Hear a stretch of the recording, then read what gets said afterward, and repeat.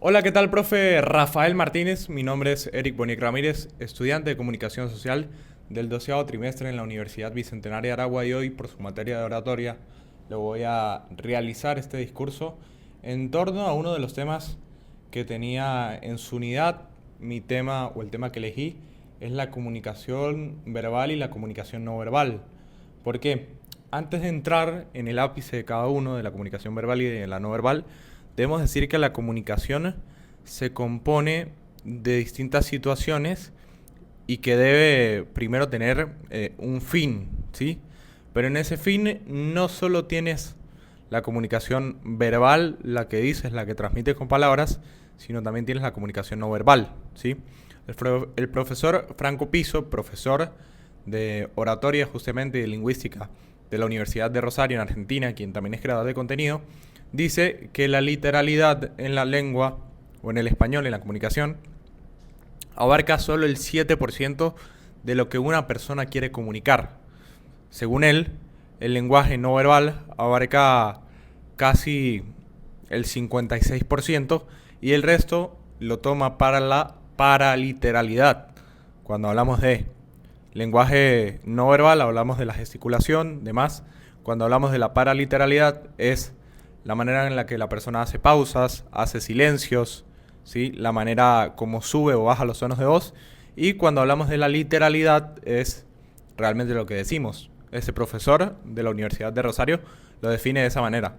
¿Y cómo podemos hablar nosotros de lenguaje verbal y de lenguaje no verbal? Lo primero que debemos decir es que el lenguaje verbal abarca lo que ya hablamos, los temas literales, y el lenguaje no verbal o el lenguaje gestual abarca pues todo lo que una persona puede tener, ¿no? Sabemos que si alguien trata de dar un discurso y está un poco retraído, habla bajo, tiembla la voz, puede estar nervioso. Y eso también se extrapola o se puede ejemplificar con muchas otras emociones. Si alguien está feliz, normalmente tenga un tono de voz más alto, pronuncia mejor las palabras. Si alguien está triste, posiblemente tenga un tono de voz más bajo. Entonces, el español, al ser una lengua que se compone por sonidos, ¿sí? Pero los sonidos van haciendo palabras como en todos los idiomas, también sirve para demostrar sentimientos. ¿Qué sucede aquí? Los sentimientos no son temas que podemos explicar de manera conceptual y que todos tengan el mismo concepto, porque quizá el amor que siente alguien, por ejemplo, por su pareja o por su núcleo cercano, es algo que le es difícil de explicar. Entonces, ahí es donde viene el tema quizá más difícil de la comunicación, el tema de transmitir sentimientos, porque muchas veces, primero que son cambiantes, eso es lo primero que hay que decir, y segundo, muchas veces son temas que no son fáciles de abordar, independientemente de cuál sea el sentimiento. Por eso, mucha gente en discursos donde está feliz se le hacen agua a los ojos, le bajan las lágrimas, no se pueden expresar, porque los temas que generalmente tienen una carga emocional muy pero muy alta son temas que no son tan fáciles de tocar. Eso lo debemos tener en claro.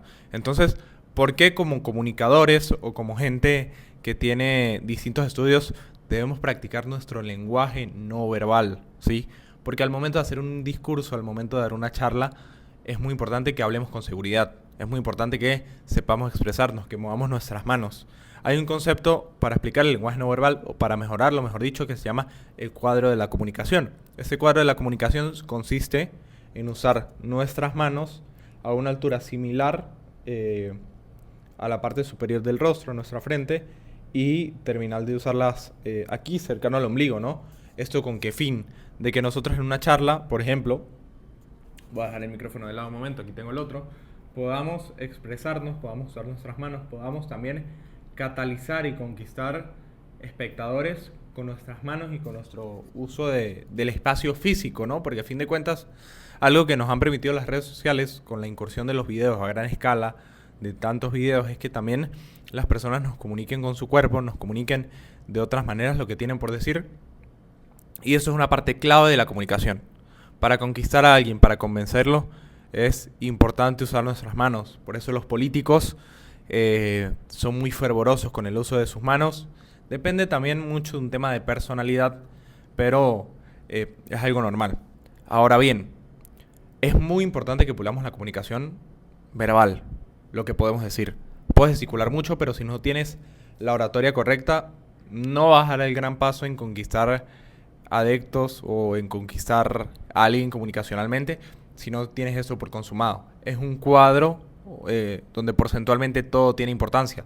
Pero si puedes juntar, hablar bien, expresarte bien, con el hecho de poder gesticular, poder tener una comunicación no verbal que impacte en la persona con la que estás hablando, creo que puede ser un cóctel o puede ser, sí, un junte, por explicarlo de alguna manera, un mix que puede ser bastante provechoso, no solo en el hecho de convencimiento, sino en cualquier tema de negociación.